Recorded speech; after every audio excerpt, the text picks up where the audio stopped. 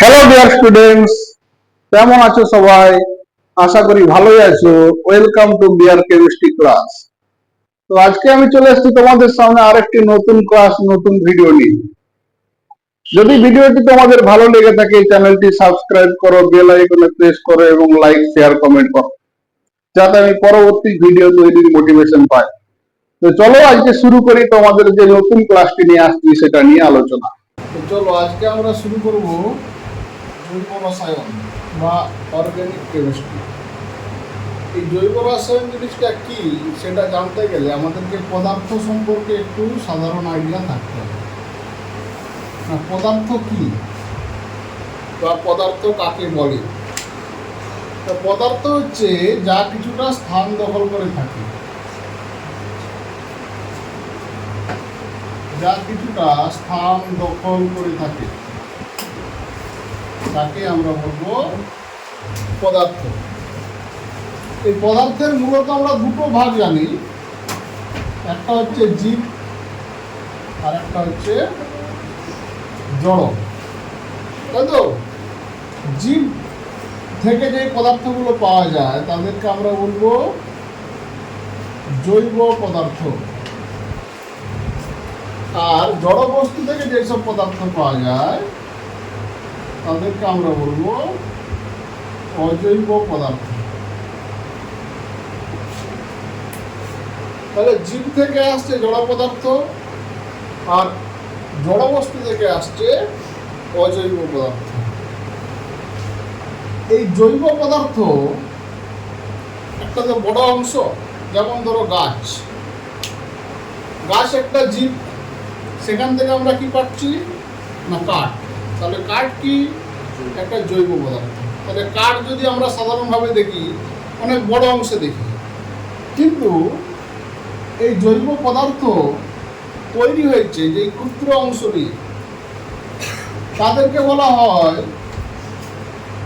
জৈব যৌগ বা জৈব অণু।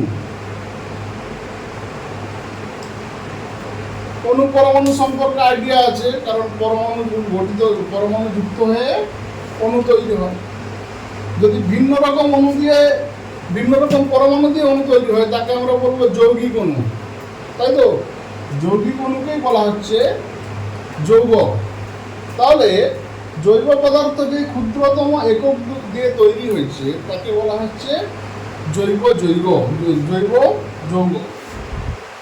তো এখানে আমরা আলোচনা করব এই জৈব যৌগ, এদের নাম, এদের গঠন,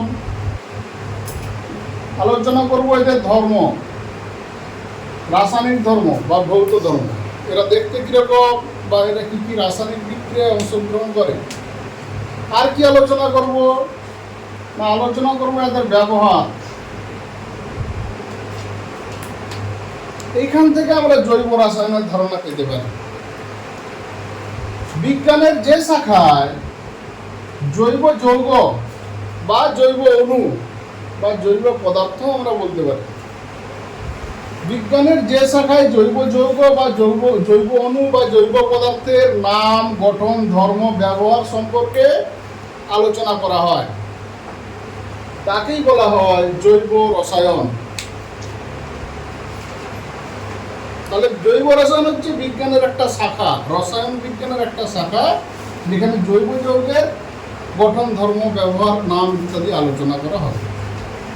তাহলে জৈব যৌগ, জৈব রসায়ন জিনিসটা কি বোঝা গেল, জৈব যৌগ কি সেই জিনিসটা বোঝা গেল। এরপর এই জৈব যৌগ নিয়ে আমরা একটু ডিটেলসে পড়ব।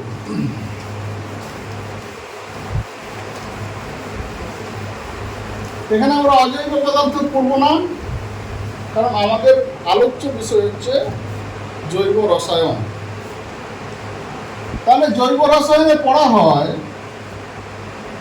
জৈব যৌগের ডিটেলস। তাহলে জৈব যৌগ কি? তাহলে জৈব যৌগ নিয়েই জৈব রসায়ন তৈরি হচ্ছে। তাহলে জৈব রসায়ন মানে কি? জৈব যৌগের সমস্ত কিছু বিষয়। জৈব যৌগ বিভিন্ন ধরনের হতে পারে, সেটা আমরা পরে পরে গিয়ে পড়ব। তো জৈব যৌগ জিনিসটা কি এর সংজ্ঞা হিসাবে আমরা কি বলতে পারি? না, জৈব যৌগ এমন একটি যৌগ যেখানে বেশিরভাগ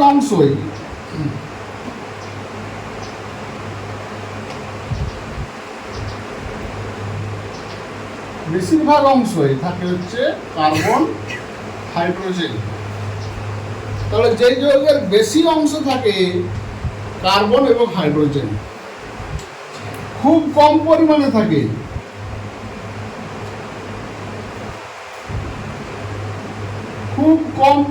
থাকে অক্সিজেন, নাইট্রোজেন, সালফার, ক্লোরিন ইত্যাদি ইত্যাদি পরমাণু।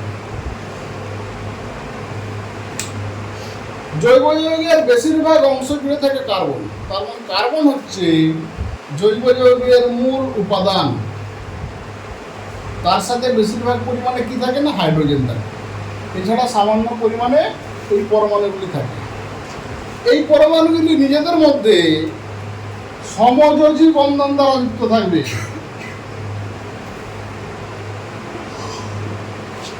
এখান থেকে আমরা জৈব যৌগের সংজ্ঞা বলতে পারি।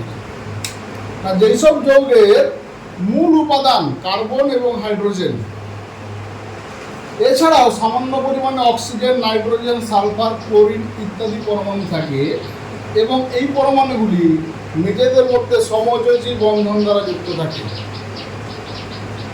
সেই যৌগকে বলা হচ্ছে জৈব যৌগ। যেরকম একটা উদাহরণ দিয়ে আমরা আগে পড়ে এসেছি, CH4 মিথেন, প্রথম অধ্যায়ে পড়ে এসেছি methane gas, green house gas. এই CH4 মিথেন হচ্ছে একটি জৈব যৌগ। এখানে এর মূল উপাদান হচ্ছে কার্বন এবং হাইড্রোজেন। এই জৈব যৌগের মূল উপাদান যেহেতু কার্বন, এই জৈব যৌগের মূল উপাদান কার্বন হওয়ার জন্য এই জৈব রসায়নের আরো একটি নাম আছে, তাকে বলা হয় কার্বনের রসায়ন। তাকে আমরা কি বলবো, কার্বনের রসায়ন। তাহলে জৈব যৌগের ধর্ম পড়া হয় জৈব রসায়নে, আবার জৈব যৌগের মূল উপাদান হচ্ছে কার্বন, সেই জন্য জৈব রসায়নের আরেকটা নাম হচ্ছে কার্বনের রসায়ন।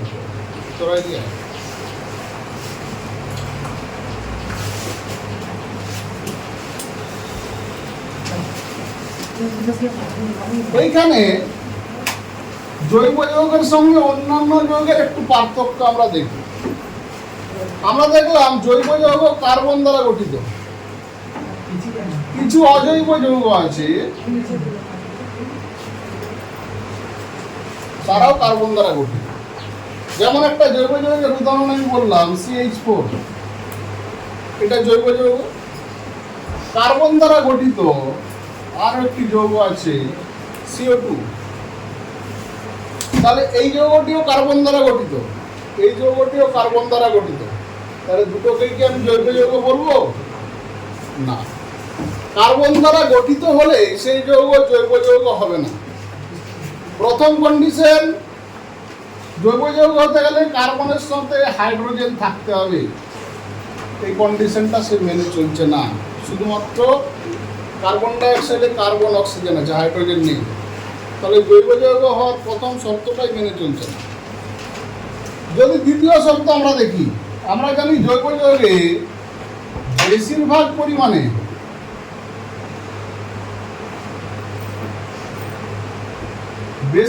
পরিমাণে থাকবে তোমার কার্বন। এখানে ভর অনুযায়ী দেখো কার্বনের পরিমাণ কম। এখান থেকে বলতে পারি যে কার্বন দ্বারা তৈরি হলেই যৌগকে জৈব যৌগ বলা যাবে না। তার জন্য এই শর্তগুলি মেনে চলতেই হবে।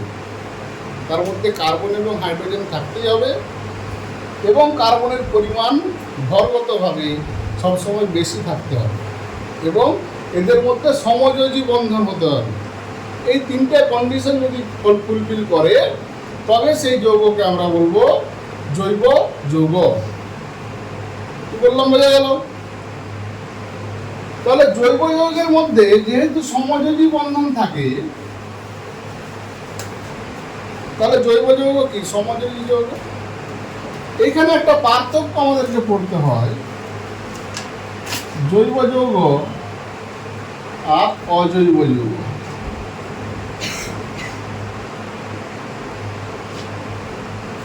জৈব যৌগের ধর্মগুলো আমরা জানলাম, তার সাথে যদি অজৈব যৌগের ধর্ম তুলনা করি তাহলে পার্থক্য আমরা করতে পারবো। প্রথমে আমরা দেখি জৈব যৌগ কি কি দ্বারা গঠিত হয়। বেশিরভাগ পরিমাণে কার্বন থাকে এবং তার সাথে হাইড্রোজেন থাকে, অল্প পরিমাণে নাইট্রোজেন, অক্সিজেন, সালফার, ক্লোরিন ইত্যাদি পরমাণু থাকে। কিন্তু অজৈব যৌগে এরকম কোনো নির্দিষ্ট কি বলবো গঠন নেই যে বেশিরভাগ পরিমাণে কার্বনই থাকবে, সেখানে অন্যান্য পরমাণু থাকতে পারে। সবসময় যে শুধু কার্বন হাইড্রোজেন দিয়ে তৈরি হবে সেরকম কোনো নিশ্চয়তা নেই, অন্যান্য পরমাণু দ্বারাও তৈরি হতে পারে, এটা তার গঠন। দ্বিতীয় যেটা বলবো, জৈব যৌগ সমযোজী, যেহেতু এদের মধ্যে সমযোজী বন্ধন আছে, তাহলে জৈব যৌগ সমযোজী যৌগ। আর অজৈব যৌগ কি না আয়নীয় যৌগ। অনেক সময় সমযোজীয় হয়, যেমন জল। অজৈব যৌগ কিন্তু সমযোজী বন্ধন দ্বারা তৈরি হয়। অনেক সময় অসমযোজী বন্ধনও থাকে, অসমযোজী বন্ধন দেখা যায়, যেমন ক্যালসিয়াম কার্বনেট, এদের মধ্যে অসমযোজী বন্ধনও দেখতে পাচ্ছি। হাইড্রোজেন সায়ানাইড বা পটাশিয়াম সায়ানাইড, এটা হচ্ছে 2 নম্বর বৈশিষ্ট্য বা 2 নম্বর পার্থক্য। যারা সমযোজী হবে তাদের গলনাঙ্ক স্ফুটনাঙ্ক কম হবে, যারা আয়নীয় হবে তাদের গলনাঙ্ক স্ফুটনাঙ্ক বেশি হবে। তার মানে জৈব যৌগের গলনাঙ্ক ও স্ফুটনাঙ্ক কম, অজৈব যৌগের গলনাঙ্ক স্ফুটনাঙ্ক বেশি। এটা একটা পার্থক্য হিসেবে আমরা লিখতে পারি। এরপরে আরেকটা পার্থক্য আমরা লিখতে পারি, যেহেতু এরা সমযোজী, এরা জলে দ্রবীভূত খুব কম হবে বা হবেই না। তাহলে সমযোজী যৌগ যেহেতু, জৈব যৌগ জল বা অন্য কোনো দ্রবীয় দ্রাবকে খুব কম পরিমাণে দ্রবীভূত হয়। এরা দ্রবীভূত হয় কোথায় না অজৈব জৈব দ্রাবক, যেমন carbon tetrachloride, chloroform, benzene, kerosene ইত্যাদি জৈব দ্রাবকে দ্রবীভূত হয়, কিন্তু জলে দ্রবীভূত খুব কম পরিমাণে হয়। কিছু কিছু যৌগ আছে হয়, কিন্তু বেশিরভাগ যৌগ জলে দ্রবীভূত হয় না। এটা ক্লিয়ার হলো। তাহলে আয়নীয় যৌগ কি হবে? যেহেতু এরা আয়ন উৎপন্ন করে, সেই জন্য এরা ধ্রুবীয় দ্রাবক, যেমন জলে বেশি দ্রবীভূত হবে, কিন্তু জৈব দ্রাবকে কম দ্রবীভূত হবে। তাহলে দ্রাব্যতা এদের দুটো উল্টো। এখানে আরেকটা পরিবাহিতা নিয়ে প্রশ্ন আসতে পারে, সমযোজী যৌগ আয়ন উৎপন্ন করে না, সমযোজী যৌগ দ্রবীভূত হয়, আয়ন উৎপন্ন করে না। যেহেতু আয়ন উৎপন্ন করে না, এরা তড়িৎ পরিবহন করে না। কিন্তু আয়নীয় যৌগ বা অজৈব যৌগ গলিত বা দ্রবীভূত অবস্থায় আয়ন উৎপন্ন করতে পারে, সেই জন্য তারা তড়িৎ পরিবহন করতে পারে। এই 3-4টা পয়েন্ট দিয়ে জৈব যৌগের সাথে অজৈব যৌগের 4টা পার্থক্য আমরা পড়ে নিতে পারি।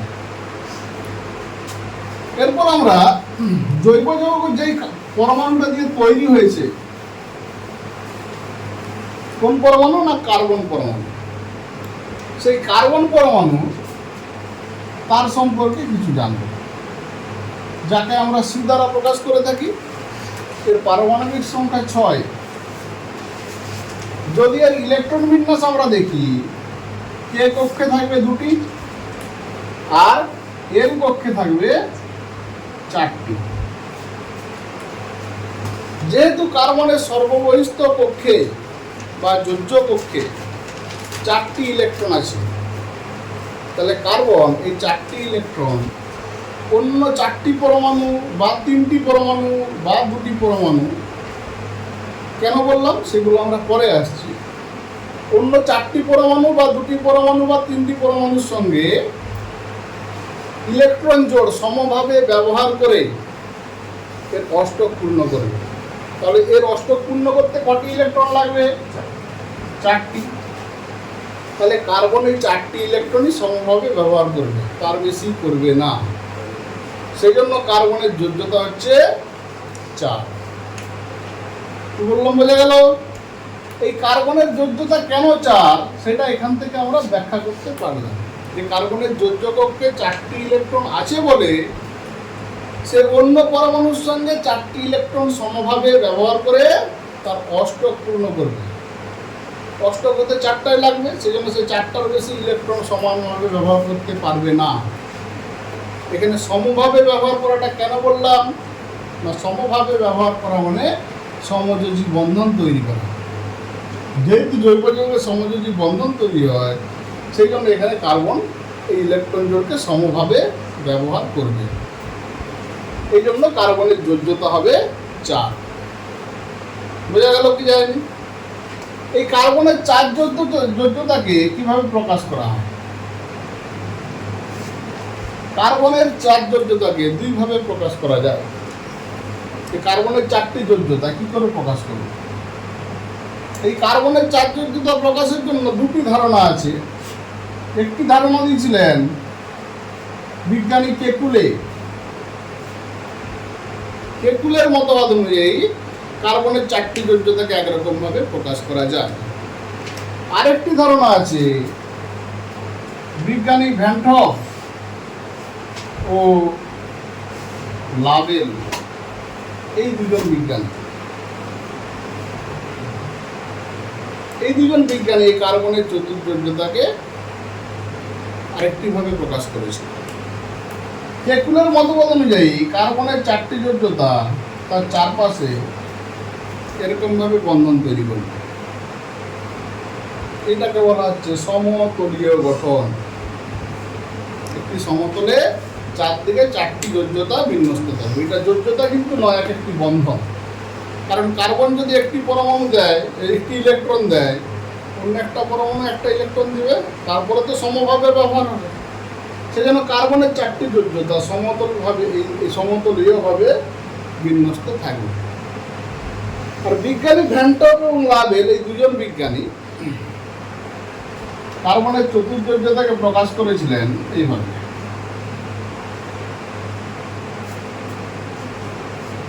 এটাকে বলা হয় চতুস্তলকীয় গঠন। এই চতুস্তলকীয় গঠনটা হচ্ছে ত্রিমাত্রিক বিন্যাস।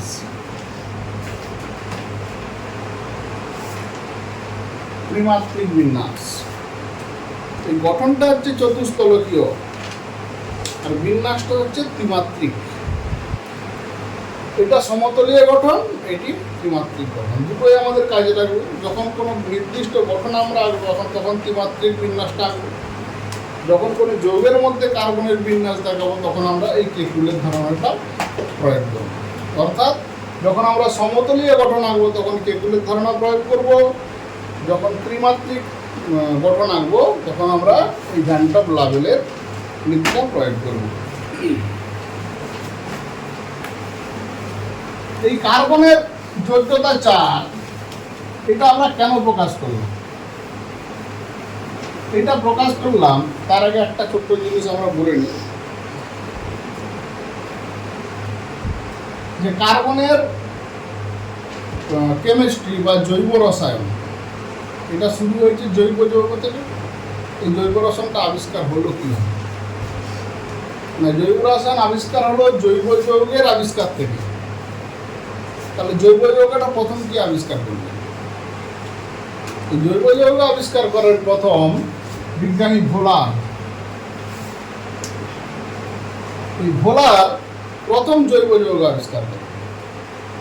তিনি কি জৈব যৌগ আবিষ্কার করেন? না, তিনি অ্যামোনিয়াম সালফেট NH4 এর হোল 2 SO4, এই অ্যামোনিয়াম সালফেট থেকে প্রথম যে জৈব যৌগটি তৈরি করেন সেটি হলো ইউরিয়া। ইউরিয়া হচ্ছে প্রথম আবিষ্কৃত জৈব যৌগ, যেটি তিনি অ্যামোনিয়াম সালফেট থেকে তৈরি করেন। তার আগেও বিজ্ঞানী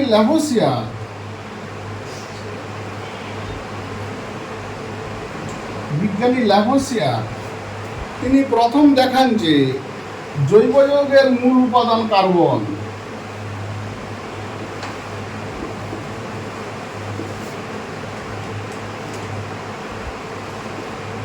উপাদান কার্বন, এগুলো থেকে শর্ট কোশ্চেন আসতে পারে। প্রথম আবিষ্কৃত জৈব যৌগের নাম লেখো, তার বিক্রিয়াটি লেখো, বা তোমার জৈব যৌগের মূল উপাদান যে কার্বন সেটি কোন বিজ্ঞানী প্রথম দেখান, এখান থেকে তোমার প্রশ্ন হতে পারে। তো জৈব যৌগের যে মূল উপাদান কার্বন তার চতুর্থতা দেখালাম। এবার প্রশ্ন হচ্ছে জৈব যৌগ পড়তে গেলে আমরা কার্বনকেই কেন পছন্দ করলাম? পর্যায় সারণী যখন পড়েছি সেখানে অনেক পরমাণু ছিল, তাহলে কার্বনকেই আমি কেন পছন্দ করলাম? তার একটি কারণ আমরা এখানে ব্যাখ্যা করব, সেটি হচ্ছে ক্যাটিনেশন।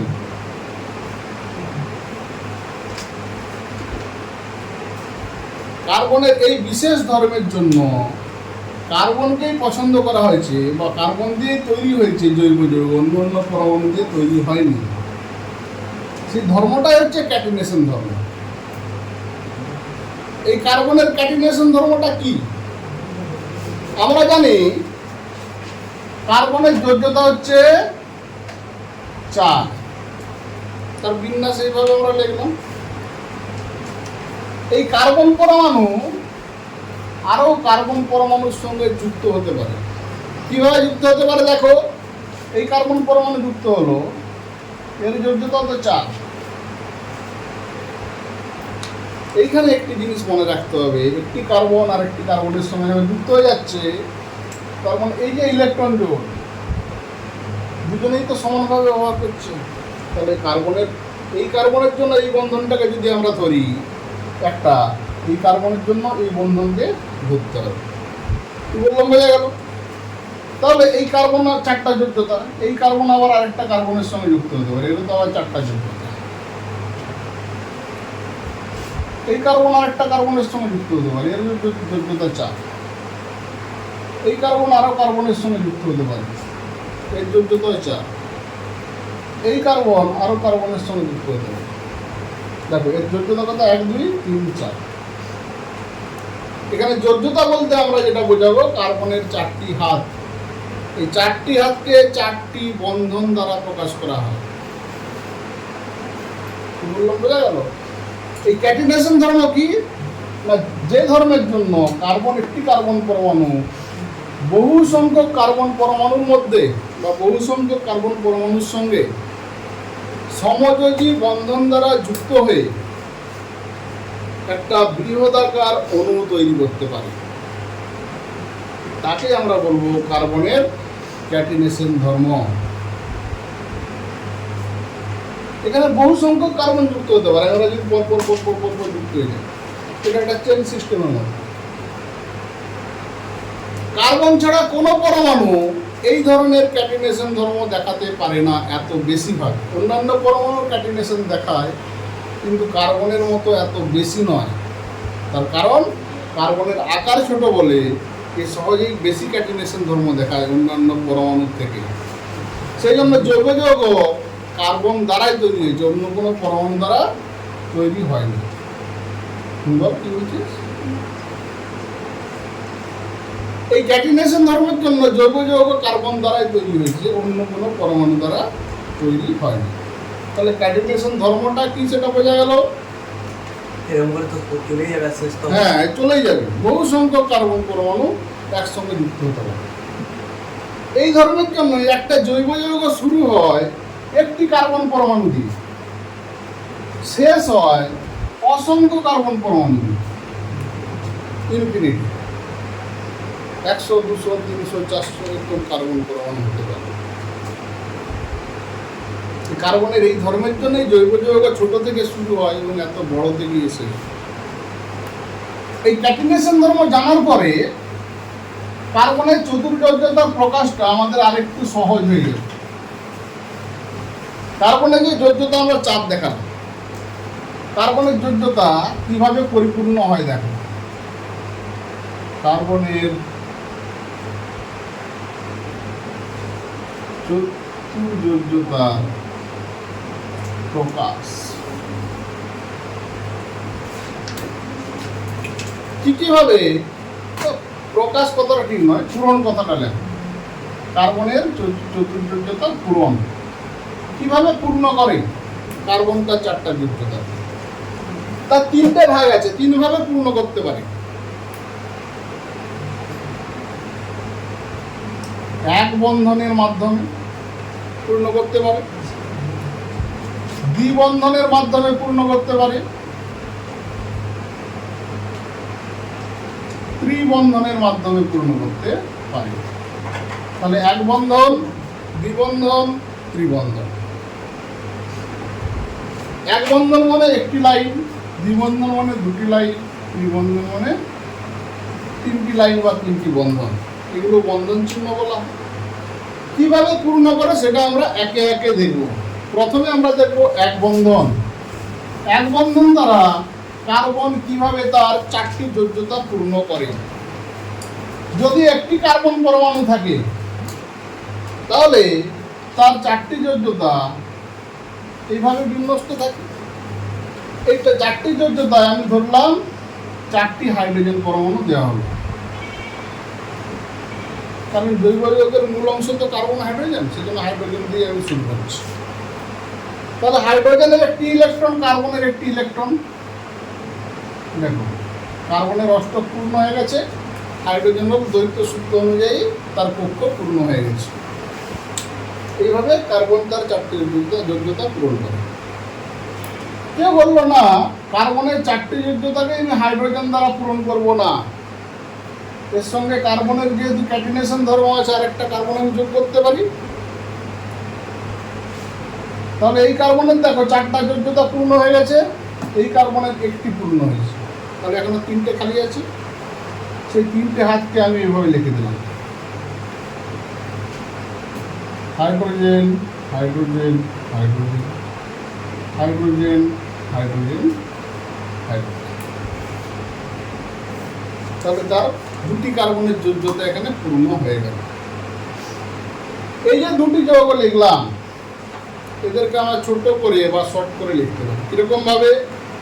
এই বড় লেখা থেকে বা গঠন থেকে শর্ট করে লেখা বা শর্ট লেখা থেকে গঠন লেখা, এই জিনিসটা কিন্তু খুবই গুরুত্বপূর্ণ। এখানে একটি কার্বনের সঙ্গে 4টি হাইড্রোজেন যুক্ত আছে। এটাকে যদি আমরা ছোট করে লিখি, লিখব CH4। হাইড্রোজেন এবং কার্বন বন্ধনগুলো আমরা এখানে লিখলাম না, উজ্জ্ব করে লিখলাম। এই CH4 মানে বোঝাচ্ছে তার গঠন এটা, একটি কার্বনের সঙ্গে 4টি হাইড্রোজেন যুক্ত আছে। কি বললাম, বোঝা গেল? এটা দ্বিতীয় গঠনে এসো। দ্বিতীয় গঠনটাকে আমরা ছোট করে কিভাবে লিখতে পারি? এই কার্বনটাকে যদি ধরি, এই কার্বনের সঙ্গে কটি হাইড্রোজেন আছে? 3টি। তাহলে আমরা লিখতে পারি এটাকে CH3। কার্বন হাইড্রোজেন বন্ধনগুলো আমি উজ্জ্ব করে লিখলাম বা অমিট করে লিখলাম। তার সাথে পরের কার্বন বন্ধনে যুক্ত আছে, সেই বন্ধনটিকে আমি লিখলাম। এই কার্বনের 3টি হাইড্রোজেন আছে, এটাকেও আমি ছোট করে লিখতে পারি কি CH3। তাহলে CH3 মানে এই গঠনটা, বোঝা গেল? তাহলে কার্বনের সঙ্গে হাইড্রোজেন একসঙ্গে যুক্ত থাকা মানে কার্বন হাইড্রোজেন বন্ধন কিন্তু আছে। এবার এই যৌগটাকেও আমি ছোট করে লিখতে পারি। এখানে আমি কি দেখিয়েছি? কার্বন হাইড্রোজেন বন্ধন দেখাইনি, দেখিয়েছি কোনটা? কার্বন কার্বন বন্ধনটা। অনেক সময় কার্বন কার্বন বন্ধনকে আমরা উজ্জ্ব করে লিখতে পারি CH3 CH3। এটার মানে কি? এই কার্বনের সঙ্গে এই কার্বন বন্ধন আছে, আর এই কার্বনের সঙ্গে বাকি হাইড্রোজেনের বন্ধন তো আছে। কি বললাম, বোঝা গেল কথাটা না বুঝতে পারলেনি? বোঝা গেছে? এটাকে আরো ছোট করে লিখতে পারি C2H6। সবগুলো একসঙ্গে যোগ করে দিতে, এই C2H6 মানে এটা বোঝাচ্ছে। তাহলে দ্বিতীয়টা মানে প্রথমটা বোঝাচ্ছে, এটা বোঝা গেল? বুঝতে পারলেন? এটা বোঝা গেছে। এবার দেখো তৃতীয় যে গঠনটা লিখেছি, এইটা মানে এইটা কি করে বুঝবো? কার্বন কার্বন আছে মানে মিনিমাম একটা বন্ধন আছেই। একটার কমে তো বন্ধন থাকবে না, একটা বন্ধন আছে। এই কার্বনের কটি হাত? 4টি। কটি আছে এখন? তাহলে এখনো 3টি হাত বাকি আছে। এই 3টি হাতে আমি 3টি হাইড্রোজেন দিয়ে দিলাম, হয়ে গেল। এই কার্বনের কটি হাত? 4টি হাত। তার একটি পূর্ণ হয়েছে, 3টি বাকি আছে। তাহলে এই 3টিতেও আমি হাইড্রোজেন দিয়ে দিলাম। দেখো CH3 মিলে গেছে, CH3 মিলে গেছে। তার মানে তার গঠন এটাই হবে। পরিষ্কার হলো ব্যাপারটা না বোঝা গেল না? C2H6 এটাকেও আমরা এইভাবেই লিখতে পারি। C2 মানে কি? দুটো কার্বন আছে। তাহলে দুটো কার্বনের মধ্যে মিনিমাম তো একটা বন্ধন আছে। তাহলে একটি কার্বনের 3টা হাত, 4টা হাতের মধ্যে একটা তো পূর্ণ হয়ে গেছে, বাকি থাকলো 3টি হাত। 3টি হাইড্রোজেন নিয়ে নিলাম। এই কার্বনেরও 4টি হাত, তার মধ্যে একটি পূর্ণ হয়ে গেছে, বাকি থাকে 3টি। বাকি 3টা হাইড্রোজেন এখানে বসিয়ে দিলাম। তার মানে এর গঠন হবে। বোঝা গেল কি যায়? বোঝা গেছে? এরপর আমরা উল্টোটা লিখবো। এটা যদি বোঝা গিয়ে থাকে তাহলে চতুর্যোগ্যতার প্রকাশ আমরা কিভাবে করবো? C3H8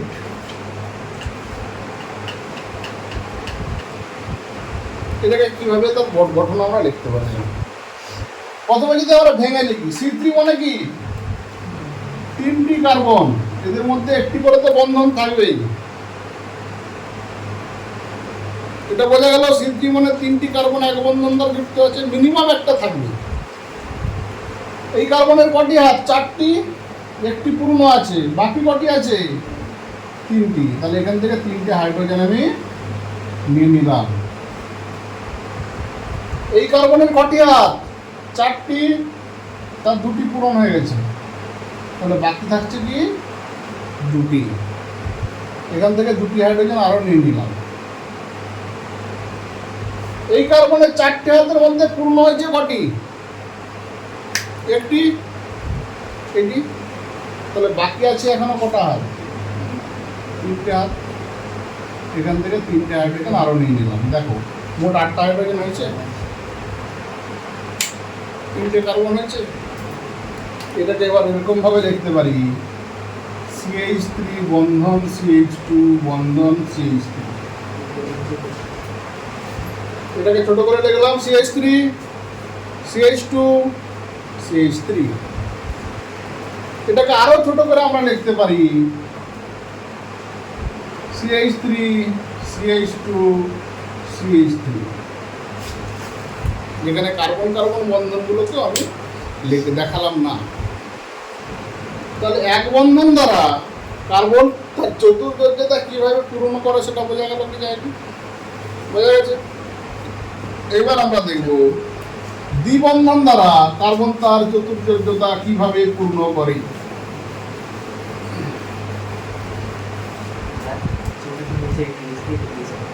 কোনো সমস্যা নেই। দ্বিবন্ধন দ্বারা কার্বন তার চতুর্যোগ্যতা কিভাবে পূর্ণ করে? দ্বিবন্ধন হতে গেলে ন্যূনতম 2টি কার্বন লাগবে, তাই তো? তাহলে কার্বন কার্বন দ্বিবন্ধন আছে। তাহলে এই কার্বনের যে 4টি হাত বা 4টি যোগ্যতা, তার মধ্যে কটি পূর্ণ হয়ে আছে? 2টি। তাহলে বাকি আছে এখনো 2টা। এই কার্বনের 4টা হাতে কটি পূর্ণ হয়ে আছে? 2টো পূর্ণ হয়ে আছে। তাহলে বাকি আছে এখনো 2টো। এগুলো আমরা হাইড্রোজেন দ্বারা যদি পূর্ণ করে দিই তাহলে এটাকে আমরা ছোট করে লিখতে পারি, CH2। দেখো কার্বন হাইড্রোজেন, 2টো হাইড্রোজেন আছে, CH2 ডবল বন্ড CH2। এটাকে এরকম ভাবে লিখতে পারি। বা এটাকে আমরা এরকম ভাবেও লিখতে পারি C2H4। এবার C2H4 মানে এই গঠনটি কি করে জানবো? যেমন এদিক থেকে এদিকে লিখলাম বলে বুঝে গেল, C2H4 মানে এই গঠন কি করে বুঝবো? না, তার নিয়ম আছে, পরে আমরা জানবো, তবু যোজ্যতা পূরণের সাহায্যে আমরা একটু দেখে নিই। C2 মানে কটি কার্বন? দুটি কার্বন। দুটি কার্বনের মধ্যে মিনিমাম তো একটি বন্ধন থাকবেই, হয়ে গেল। তাহলে এই কার্বনের 4টি হাতের একটি পূর্ণ হয়ে গেছে, বাকি আছে এখনো 3টা হাত। এই কার্বনেরও 4টা হাতের মধ্যে একটা পূর্ণ হয়ে গেছে, বাকি আছে 3টা হাত। তাহলে এ 3টে হাইড্রোজেন নিতে পারে, এও 3টে নিতে পারে, কিন্তু আমার আছে কটি? তাহলে একে যদি 3টা দিয়ে দিয়ে কি করবে? একটি পাবে, তাহলে বাকি 2টা হাত কি করবে? তখন তার যোগ্যতা পূর্ণ হবে না বা অষ্টক পূর্ণ হবে না। সেই জন্য এই 4টি কার্বনকে আমি দুজনকে ভাগ করে দিলাম, দুজনের মধ্যে কোনো ঝামেলা নেই, সবারই একটি করে ফাঁকা আছে। তখন এরা কি করবে? নিজেদের মধ্যে মিউচুয়াল আন্ডারস্ট্যান্ডিং একটু বন্ধন তৈরি করে নেবে নিজেরা। তাহলে দেখো 4 যোগ্যতা ভর্তি হয়ে গেল। এখানে কার্বনের 2টি হাত 3 4, 2টো হাত 3 4, কি বললাম বোঝা গেছে? তাহলে যখন যোগ্যতা হাইড্রোজেন দিয়ে আমি ফিল আপ করতে পারছি না, তখন যোগ্যতা পূর্ণ হবে কি দিয়ে? কার্বন কার্বন বন্ধন বাড়িয়ে। কি বললাম বোঝা গেছে?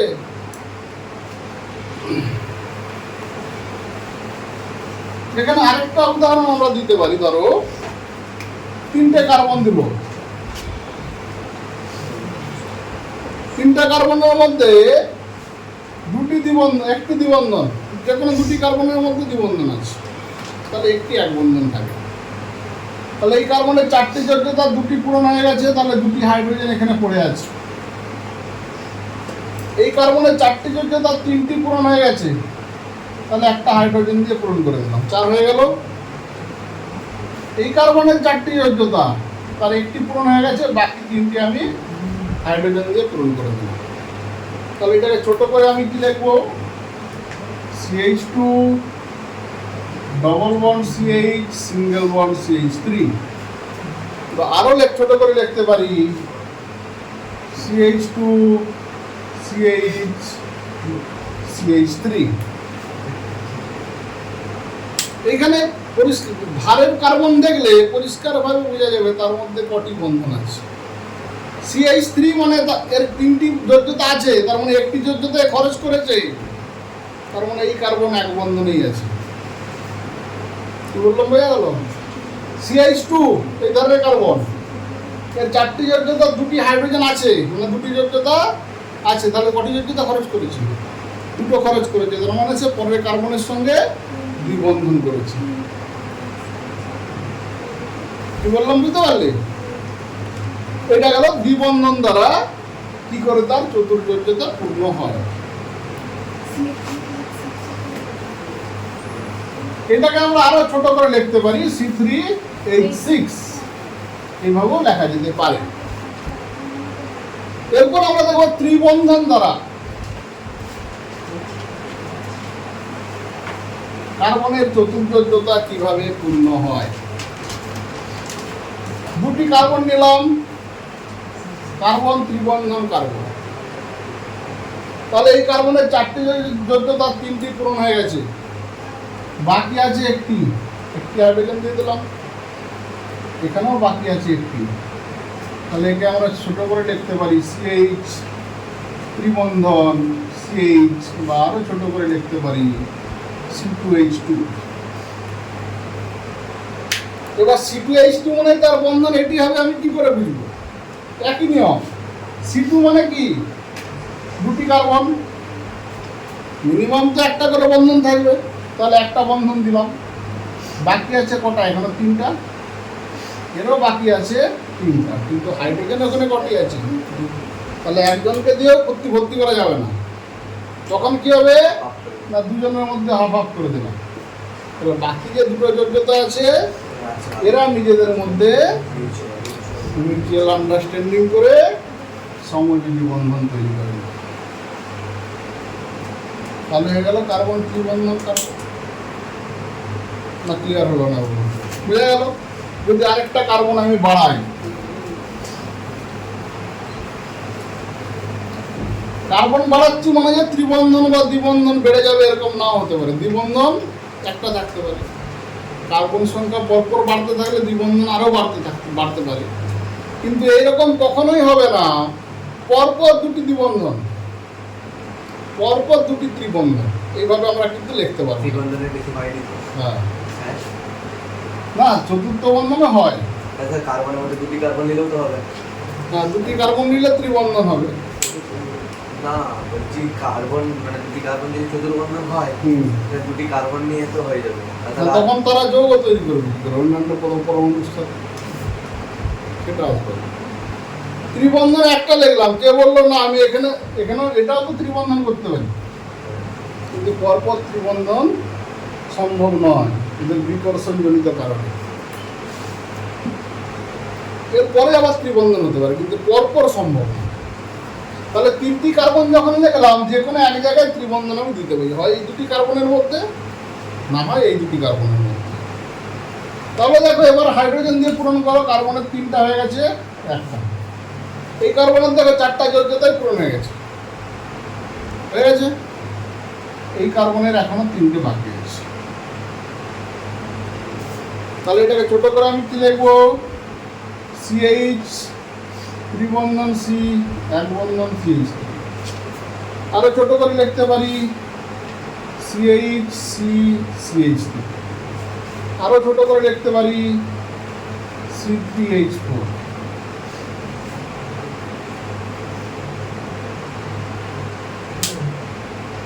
লেখা যাবে। এখান থেকে এখানেও যাওয়া যাবে, এখান থেকে এখানেও আসা যাবে। এই যাওয়া আসাটি গুরুত্বপূর্ণ। যাওয়া আসাটি শিখলেই তোমরা জৈব যৌগের অনেকটা অংশ শিখতে পারো।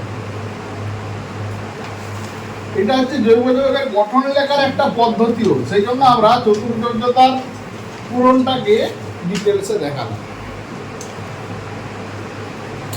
এরপর আমরা দেখব গঠন অনুসারে জৈব যৌগের শ্রেণী বিভাগ। গঠন অনুসারে জৈব যৌগকে আমরা দুটি ভাগে ভাগ করতে পারি। একটি হচ্ছে হাইড্রোকার্বন,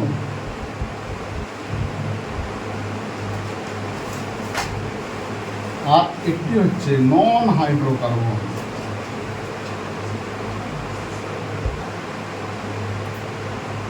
হাইড্রোকার্বন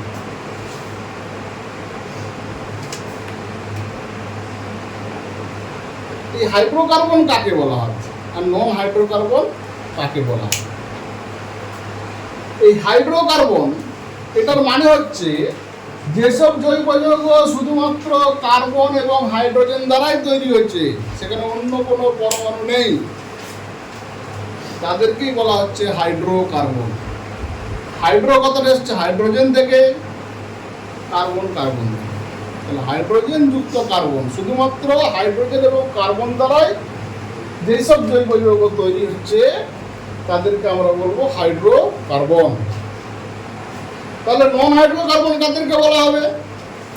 না, এটাও জৈব যৌগ, এখানে কার্বনও থাকবে, হাইড্রোজেনও থাকবে।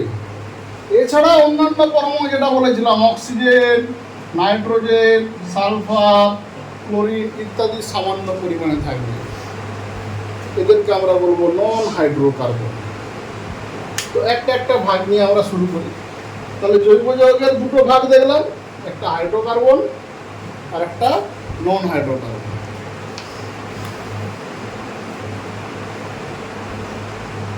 আগে হাইড্রোকার্বনটা দেখি।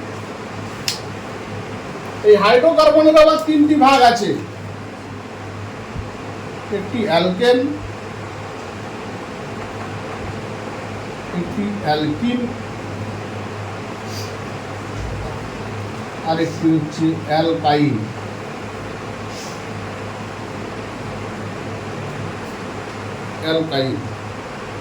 এই তিন ধরনের হাইড্রোকার্বন নিয়ে আমাদেরকে ডিটেলসে জানতে হবে।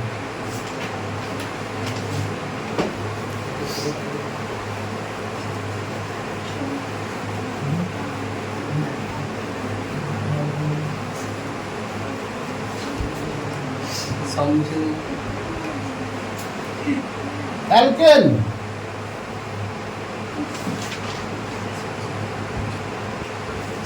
অ্যালকেন কাকে বলা হবে?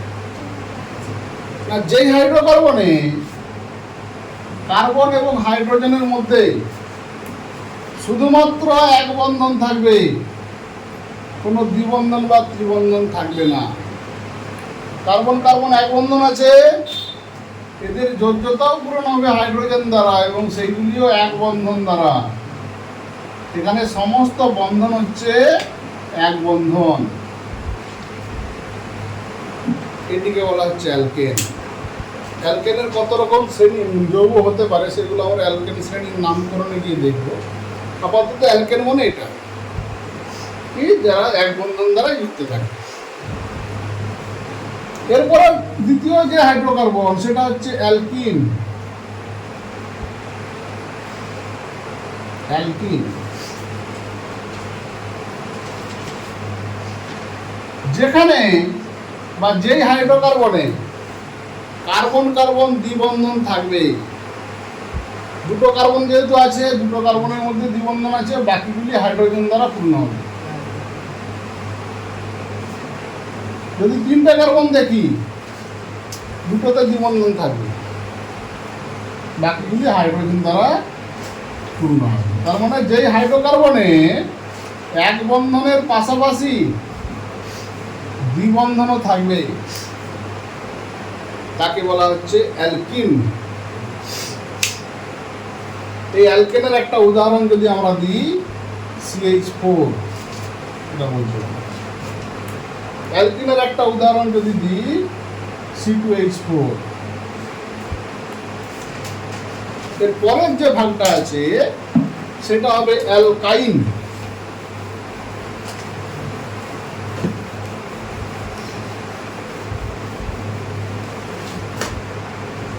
এর পরের যে ভাগটা আছে সেটা হচ্ছে অ্যালকাইন। অ্যালকাইন যে হাইড্রোকার্বনে ত্রিবন্ধন থাকবে, কার্বন কার্বন ত্রিবন্ধন থাকবে। যদি দুটি কার্বন থাকে তাদের মধ্যে ত্রিবন্ধন থাকবে একটি, বাকি যোজ্যতাগুলি হাইড্রোজেন দ্বারা পূরণ হবে। যদি তিনটে কার্বন থাকে তাহলে একটি ত্রিবন্ধন হবে, বাকি যোজ্যতা হাইড্রোজেন দ্বারা পূর্ণ হবে। অর্থাৎ যে হাইড্রোকার্বনে এক বন্ধনের পাশাপাশি ত্রিবন্ধনও থাকবে সেই হাইড্রোকার্বনকে আমরা বলবো অ্যালকাইন। তাহলে বন্ধন দিয়ে আমরা তোমার হাইড্রোকার্বনকে তিনটে ভাগে ভাগ করলাম, অ্যালকেন, অ্যালকিন, অ্যালকাইন। এই অ্যালকাইনের একটা উদাহরণ যদি আমরা দিই, C2H2। যতগুলো গঠন আমরা এতক্ষণ পর্যন্ত আঁকলাম সবগুলোই কিন্তু কেকুলের ধারণা থেকে বা সমতলীয় গঠন, তাই তো? এখানে যদি আমরা ত্রিমাত্রিক গঠন একটু আঁকি, এই যে তিনটে শ্রেণী বললাম, এদের গঠন লিখতে দেয় অনেক সময় প্রশ্নে। যেমন অ্যালকেন CH4, এর গঠন অঙ্কন করো। এর গঠন তখন কি হবে? এই যে চারটি হাইড্রোজেন পূর্ণ থাকবে। কার্বন হাইড্রোজেন এই যে বন্ধন আছে, এখানে কি কি জিনিস তথ্য জানতে চায়, এখান থেকে কি কি তথ্য জানা যায়? এখানে এক ধরনেরই বন্ধন আছে, কার্বন হাইড্রোজেন। প্রশ্ন দেয় এখানে কার্বন হাইড্রোজেনের বন্ধন দৈর্ঘ্য কত? এই বন্ধন দৈর্ঘ্য হচ্ছে 1.09 অ্যাংস্ট্রম। যে কোনো জৈব যৌগে যদি কার্বন হাইড্রোজেন বন্ধন দৈর্ঘ্য তোমাকে জানতে দেয় বা লিখতে দেয়, কার্বন হাইড্রোজেন বন্ধন দৈর্ঘ্য সবসময় প্রায় 0.19 অ্যাংস্ট্রম, 1.09 অ্যাংস্ট্রম, কখনো কখনো 1.08 হয়। সেই জন্য আমরা প্রায় কথাটা উল্লেখ করলাম। এখানে আরেকটা তথ্য আমরা জানতে পারি, কি না বন্ধন কোণ, দেখো হাইড্রোজেন কার্বন হাইড্রোজেন একটি বন্ধন আছে, বন্ধন কোণ আছে। এখানে বন্ধন কোণ হচ্ছে হাইড্রোজেন কার্বন হাইড্রোজেন, এর মান কত? এর মান হচ্ছে 109 ডিগ্রি 28 মিনিট। এটি গেল CH4, তার সেখান থেকে বন্ধন দৈর্ঘ্য, বন্ধন কোণ, তার গঠন লিখতে দেয়, তার বন্ধন দৈর্ঘ্য লিখতে দেয়, তার বন্ধন কোণ লিখতে দেয়। যদি কি বলবো তোমার ডিটেলস গঠন আঁকতে দেয় যে CH4 অণু, CH4 মানে মিথেন, এর নামকরণ আমরা পরবর্তী ক্ষেত্রে গিয়ে করবো। তো CH4 অণুর ক্ষেত্রে গঠন অঙ্কন করো, তার বন্ধন দৈর্ঘ্য এবং এই বন্ধন কোণ কত হয় লেখা। এরকম আরো একটি অণু আছে,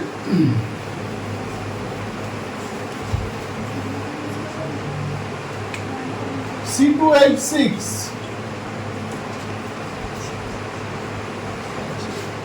দুটি কার্বন, বাকিগুলি হাইড্রোজেন দিয়ে যোগ্যতা পূরণ হয়।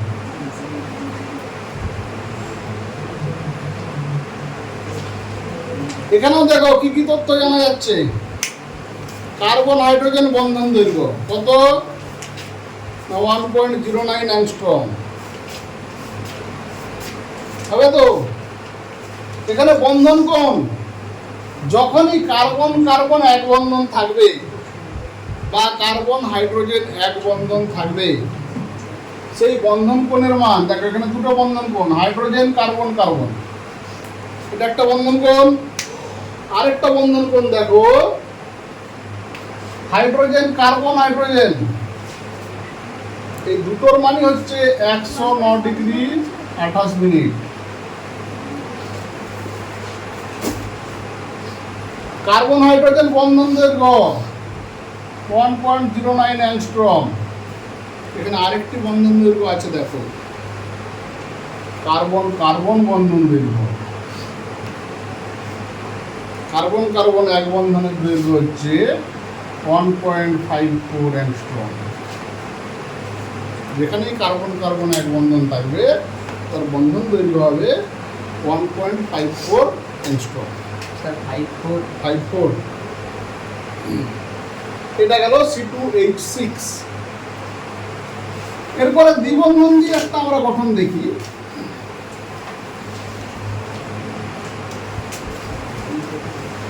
C2H4,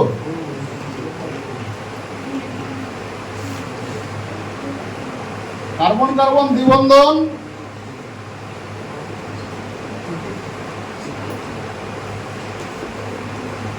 বাকিগুলি হাইড্রোজেন দ্বারা পূর্ণ আছে।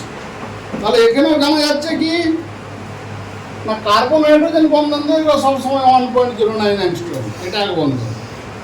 এখানে নতুন যে বন্ধনটা আমরা জানতে পারছি, কার্বন কার্বন দ্বিবন্ধন, এই বন্ধন দৈর্ঘ্যের মান কত হবে না 1.34 অ্যাংস্ট্রম।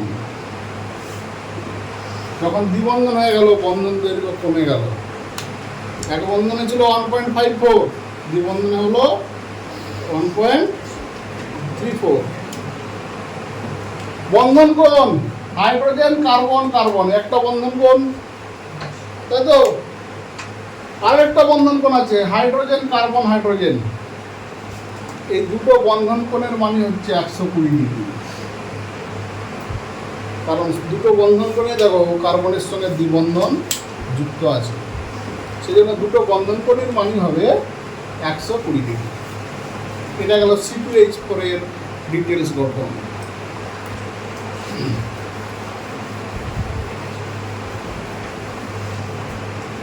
ত্রিবন্ধন দ্বারা একটা গঠিত যৌগ দেখা যায় C2H2। এর গঠন কি না C≡C, বাকিটা হাইড্রোজেন দ্বারা পূর্ণ আছে। এখানেও দেখো কার্বন হাইড্রোজেন বন্ধন, তার বন্ধন দৈর্ঘ্য 1.09 হয়ে গেল। কার্বন ট্রিপল কার্বন, তাহলে কার্বন কার্বন বন্ধন দৈর্ঘ্য এখানে কত হবে?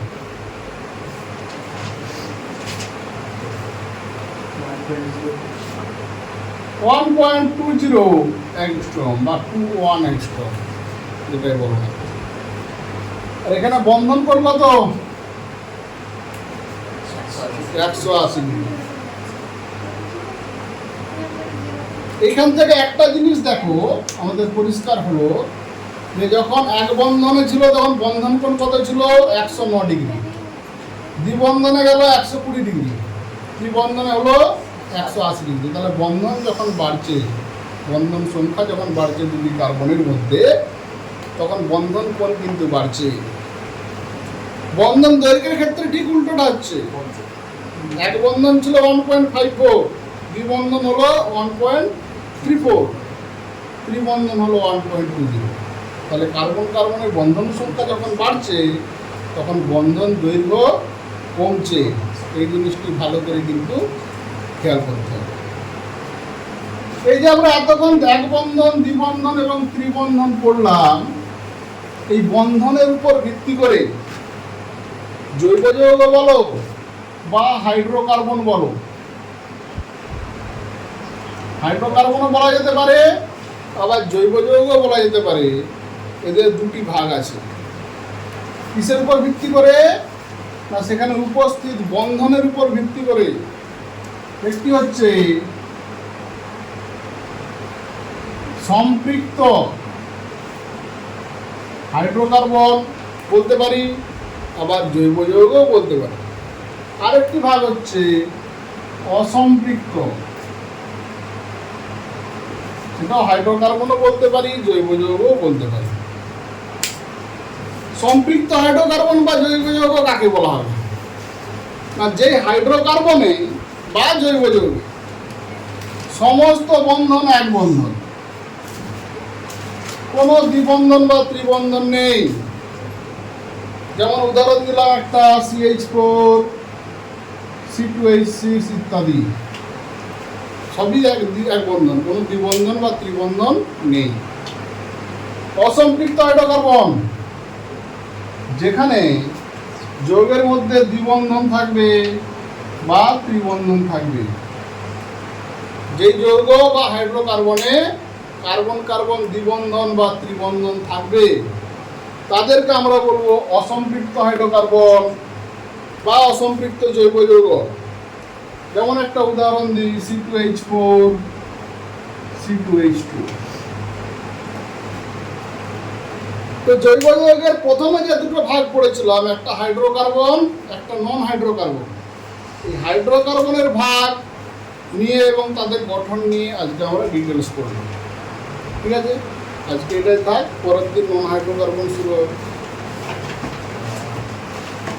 আমার বইটা